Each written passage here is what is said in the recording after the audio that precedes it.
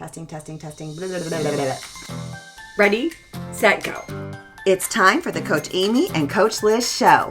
A podcast for endurance athletes by two athletes, two coaches, and a physical therapist. We are your hosts, Coach Amy And Coach Liz. coming to you from Kansas City. Welcome back. Good morning. Welcome back to the Coach Amy and Coach Liz show. I have a fun thing to announce. Oh, do go on. I didn't get a heads up. I didn't tell you there's two things, but this one I want to share is so Garmin reached out to me to come speak at the headquarters and fun. to like all of their people about injury prevention with That's running fun. because they have a whole group of runners with in-house too that are training for races and stuff. So I was super excited and honored to be asked to come speak about it. And then, of course, as I'm running, that's when I do my thinking a lot of the time. So I'm like, thinking through, okay, I'm going to talk about this and like just kind of creating an outline because I could talk about it forever and we need to limit it to a certain amount of time and not make it boring. So I'm thinking about this ahead of time. So I'm on this run and, you have to have a little bit of, self-confidence to be going into this. I'm like, okay, I'm going to talk about this. I'm going to talk about that. Oh, and how important form is and blah, blah, blah. And wipe out. My left ankle gives away. Oh my God. I took a huge tumble. I'm okay. And it's my ankle that always gives way. But usually I catch myself. This time I had a fight with the sidewalk. Oh, yeah, I'm so it's familiar running with can those. be running can be a combat Well, and we sport. don't bounce like we did when we were 20. We don't. And it's like, do you think to tuck and roll? No, because you're No. like suddenly the sidewalk is in your face and you're like, I forgot to tuck and roll. And it's like, there wasn't enough notice. So I scraped up my hands. Both hips had huge bruises. It was a whole ordeal. And I was like, yeah, I'm a little humbled right now. Oh my gosh. So I got up and I'm fine. But it was interesting that, I was thinking about how do we prevent injuries, right? And then I become injured. And of course, this isn't one of those injuries that occurs with like overuse or something, right? It's an acute, I fell.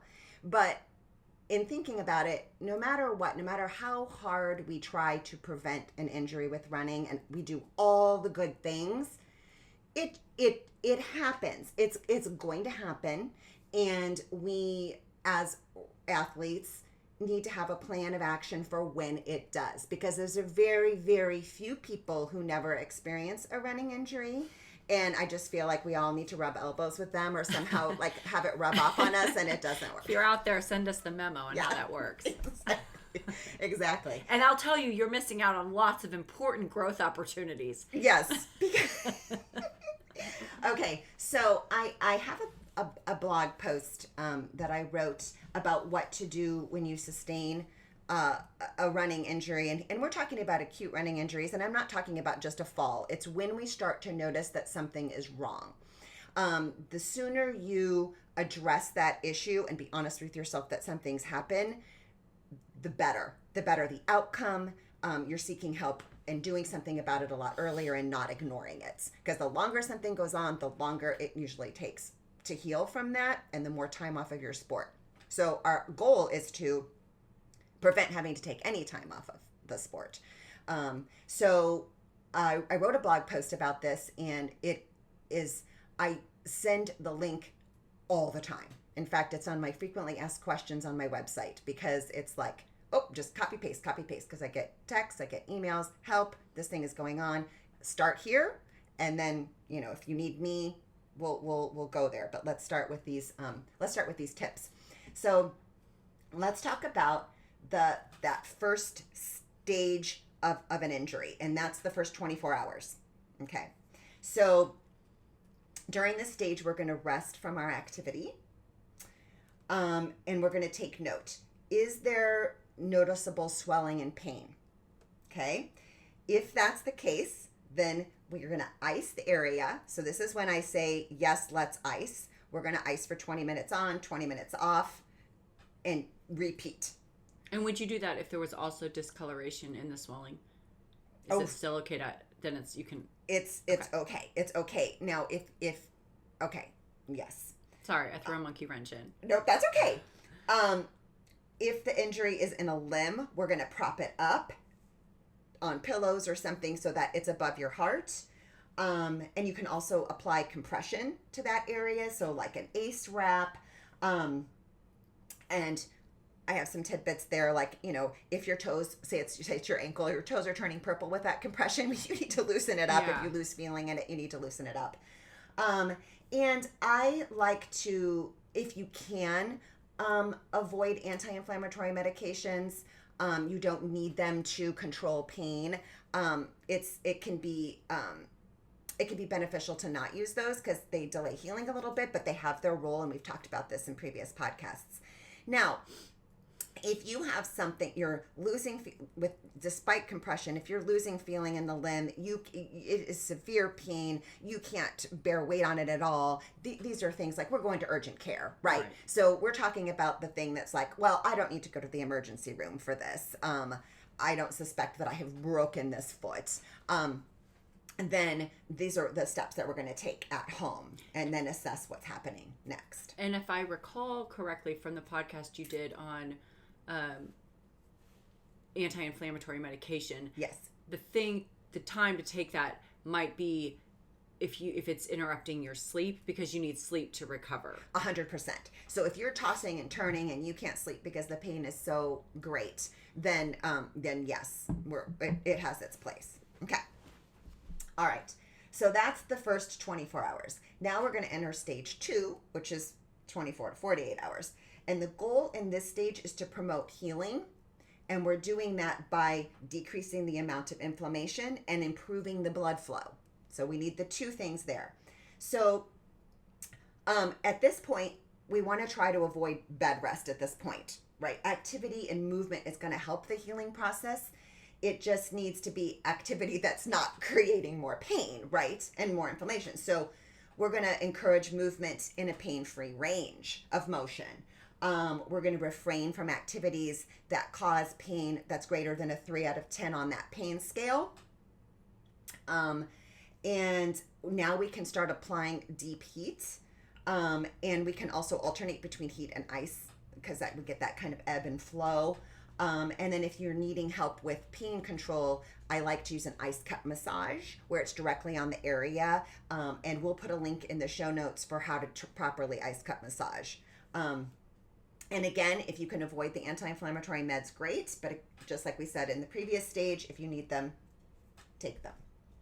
And I do like Epsom salt soaks. That's just either a hot tub soak or Epsom salt soak, in the bathtub, and don't skimp on those salts. Just throw them in there.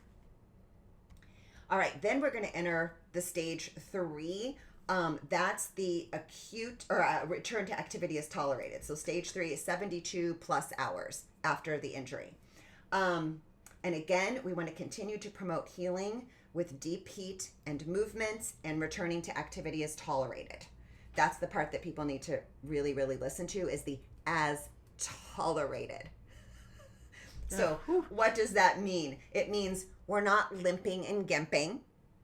If it hurts to walk, we're not going to run.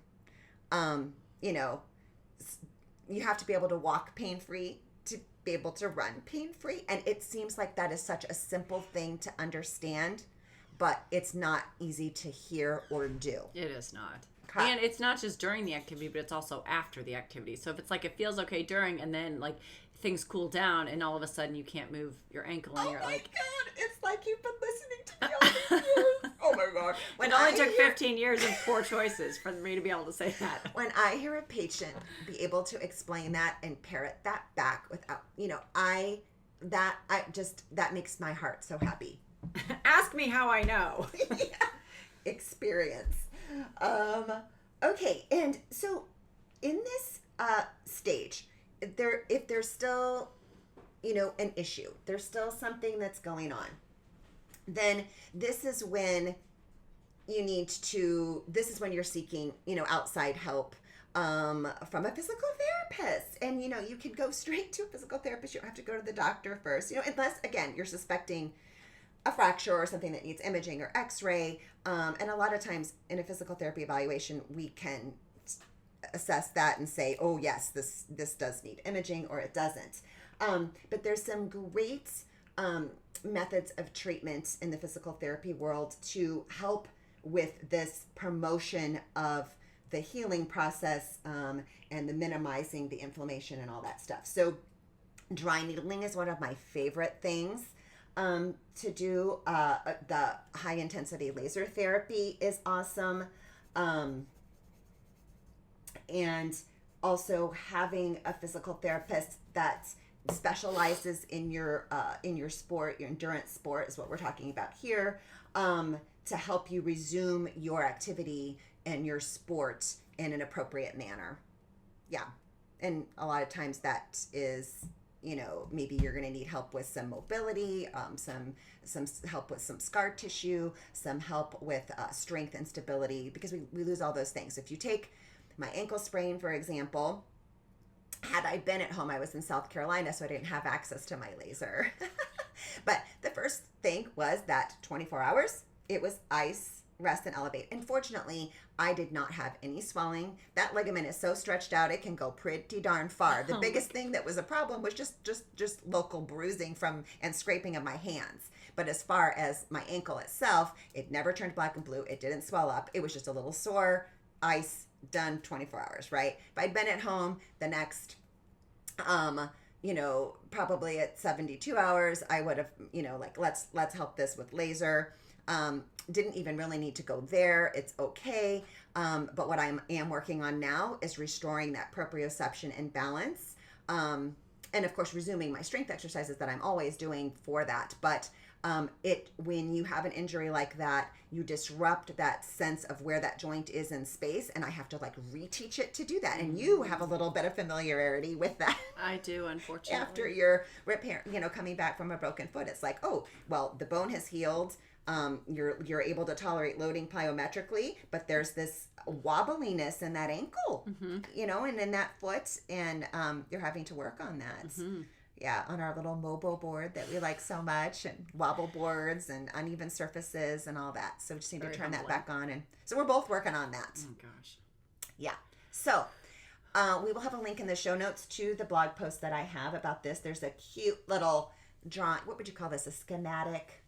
Yeah, like a little diagram, but it's clear. It kind of summarizes it nicely. Yeah, and it tells you, when to go to urgent care or the emergency room. So let's review that now, because we didn't do that. If you have a serious fall or accident, you want to go, because sometimes you don't necessarily feel right away that something has happened. Ding, ding, ding, ding, ding. Does that ring any bells for you? I have so I'm going to take a moment here with this, because I know we're talking about running, but, and when you run and you hit really hard. Yeah. But also some of those bike wrecks that aren't, you may not even have, fallen that hard, but you may not have anything that appears serious, but you've hit hard.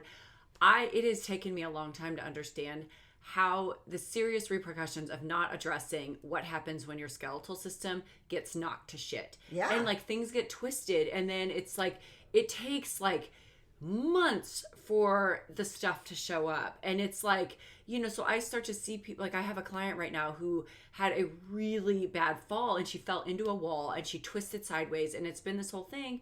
And I love her, and she is stubborn as heck. And now this thing has... What? An athlete who's stubborn? We're going on 12 months now, and because finally she relented and got some help she needed, but the way her head had hit, and her whole skeletal system was twisted, and she kept running on it. And so then you're all those muscles are twisted, and it has caused things. So when you hit really hard, things get knocked, which makes sense, right? Yeah.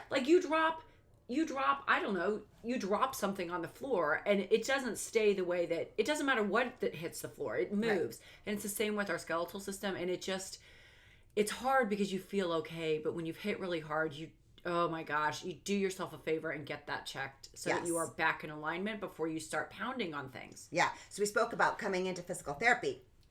If in that, evaluation, we're taking okay, what was the mechanism of injury? What happened? If there's a fall involved, I don't even second guess it if I am at all concerned about any sort of fracture, we're imaging. Yeah. Because and that's just a red flag. Was it and that's exactly why it here is to go to urgent care or ER, is because if it was a fall or an accident, a lot of times we just don't know. Yeah. And so it's definitely a consideration there. If you have sudden or persistent weakness, so with an injury, that is another red flag for seeking urgent care. And I mentioned it briefly in the beginning. If we had irritability and the inability to support your weight on a limb, so we already mentioned that one. That's a trip to urgent care or ER. Uncontrolled swelling. So you've got the compression sleeve on, you've propped it up, you're using the ice, and it's uncontrolled. Usually sign of a fracture or something where we need to, you're not controlling the inflammation. You need to seek help for that. There's a couple other things here. There's difficulty urinating. That's just a sign of need to go to the ER. Numbness, tingling in both legs, because then we're thinking, okay, spinal injury. That's both of those. And no bowel or bladder control. Again, we're talking about a spinal injury. And I mean, this happens with those severe accidents. So you think about falling off the bike and any of those things. Yep, that's a trip. That's crazy. Yeah, and I'm the first person to be like, it's just a flesh wound, like, right? Because I want to do everything I can to avoid the emergency room. Oh, because yeah. I'm like, the wait, if you're not walking in with chest pains, yeah. you might be waiting a while. Yeah. And that sucks. And I think, is there any way I could not go? Well, and it's, and it's like, there's expense involved. Expense, I mean, it's really time, and just frustration. Yeah. And then what if you're just like, what if you went there for nothing? You kind of goes through your head. Yeah. And any of those bullet points, things that we mentioned there, that's safe bet is to go. Yeah. It's better safe than sorry. So there you go, people. Thanks so much for listening. And remember, We are in this together. Until next time.